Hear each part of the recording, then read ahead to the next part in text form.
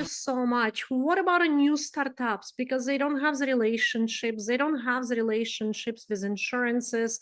They don't know. They find credentialing process itself is very intimidating. How would you say to approach insurances for new startups? So definitely, I said that for existing practices, I recommend that you empower yourself and you learn the system. For startups, I definitely encourage them to get help and to outsource the process, but be very selective with the company that you choose to work with because you don't want to get disempowered. You want the company to help guide you, help you leverage the strategies that are out there, and help you with the process, but coach you and train you along the way because the relationship between you and the insurance company is going to be long, for the longevity or in perpetuity.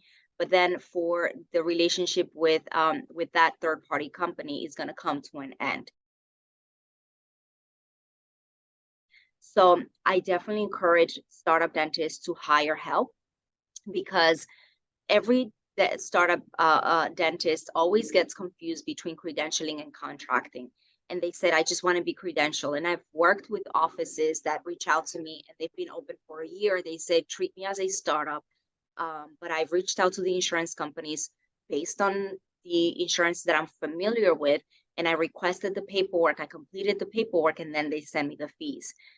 That's credentialing. And if you do this, you're going to really, really hurt your office financially in perpetuity because the reimbursement that you accept from the insurance companies is going to stay with you long term. And so you do want to get someone to help you have the right process in place to allow you to take advantage of the better reimbursement. Just to give you an example, I had a dentist that reached out to me. She was working with a consultant company, and she said, they sent me the paperwork to complete, but they never presented the fees beforehand. And I said, yes, that's correct, because for a new tax ID, you're signing a new contract. Credentialing happens when there is an established practice and you come to work in as an associate. For your first entity, you want to navigate how the contracts and the fee schedules associated with these contracts are going to be utilized in your tax ID.